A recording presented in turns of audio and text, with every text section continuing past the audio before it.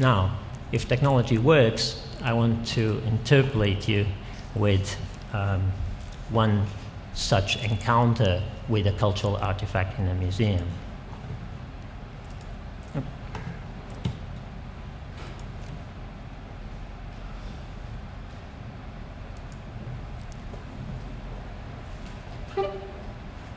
Pot. So big, they said, you shouldn't really be moved. So fragile, you might break. You could be from anywhere, Pot. Styles have travelled, just like terracotta. You could almost be an English Pot. But I know you're not. I know half of the story, Pot, of how you got here, of where you come from. But I need you to tell me the rest, Pot. Tell me, did they say you were bought, Pot? A looter's deal done, the whole lot, sold to the gentleman in the grey hat? Or did they say you were lost, Pot? Finders are keepers, you know, Pot. Or did they say they didn't notice you, Pot? Must have slipped onto the white sailing yacht, bound for England. Someone, somewhere, will have missed you, Pot, gone out looking for you, Pot, because someone, somewhere made you, fingernails pressed, snake patterned you, Pot, washed you, Pot, loved you, Pot, used you, Pot. If I could shatter this glass, I would take you back myself. You think they wouldn't recognise you? Say, diaspora, you left, now you're not one of us. Pot, I've been back to where my family's from. They were happy to see me. Laughed a lot, said I was more Asian than the Asians. I was, Pot. Imagine the hot sun on your back. Feel flies settle on your skin. Warm grain poured inside. Hungry Pot. Growl if you can hear me. Pot? Pot? Pot? The chance encounter with a pot, a Nigerian pot, in the Manchester Museum, the main museum, the University Museum in Manchester, leads to a reflection by a diaspora, a British Pakistani performance poet, in thinking about how this particular artifact, taken out of its context, which is a context in which it was an object of everyday use, gets translated into a different setting, and what are the histories, the half-histories, the other half of the histories, the hidden dimensions of the histories of how this pot ended up where it did, and what would be the implications. She talks to the pot about its restitution back to its place of origin, but makes that a process, a metaphorical process for thinking about the place of diasporic individuals also in relation to cultures in the West and cultures so-called back home. Now, blackening the past and fostering stakeholding in the present are, of course, two faces of the same coin. The reconceptualization of national heritages, and of European heritage no less, are tied to the civic life and civic participation fostered by inclusive representations and recognition, self-worth. Now, Paul Gilroy has perhaps put this most concisely and forcefully in his preface to the recent collection of essays, Blackening Europe, on the Afro-American influence in European culture, when he said, quote, "The peculiar synonymity of the terms Europe and white cannot continue."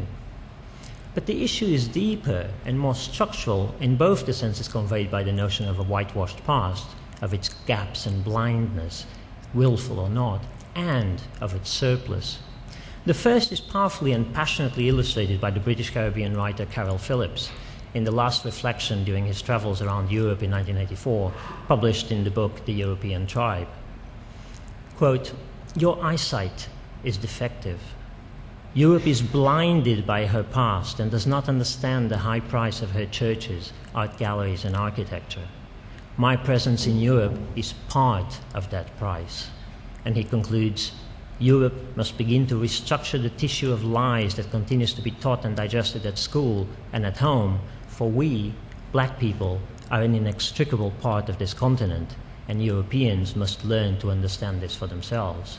Now, from 1984, and particularly the fears that were very clear at the time of unification in 1992, when the notion of Fortress Europe, and particularly how it would affect the mobility of ethnic minorities, was very much to the fore.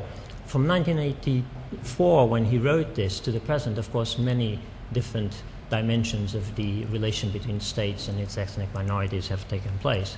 But as the riots in inner cities in France and Britain and elsewhere have also shown, 2 steps back have also been taken in relation to the notions of culture and belonging. Now, the issue, as I said, is not simply one about neglected presences or influences, important as the rectification of these also is, addressed in projects such as Black History Month and the like in the UK. It's also not simply that, as Frantz Fanon put it, the whole of the Third World went into the making of Europe. The question is more about how the entry of that Third World into the making of Europe dissolves the stability of Europe as well. The issue then, as Jan Pieters put it, is that in the incorporation view of non-European influences, what is missed is that Europe did not simply take in non-European influences, but was constituted by them. That Europe itself is a creation out of global influences. The Occident was historically multicultural long before it became demographically multicultural. Now, nothing perhaps is more beautifully and puzzlingly conveys these twin notions of a constitutive outside and therefore also a destabilized identity than 2 reflections on Lisbon and Belém, the city we're at and the specific region that we are in at the moment, in the poetry of Derek Walcott and in an essay by Rolf Troyot. Now, Nobel laureate Derek Walcott's epic poem Omeros may be familiar to some of you. Walcott is a poet and dramatist from the Caribbean, born in St. Lucia, and his miscegenated genealogy he assumes as symbolic of the islands themselves from which he comes, as well as the culture and literature of the islands. Now, with Omeros, which is his masterpiece, Walcott, in a sense, gives us the synthesis and the summa of all the questions that his work has been dealing with over time. The repetition and revision of the themes and images which have been in his poetry, but more specifically, he does that this time through a specific genre, the epic poem.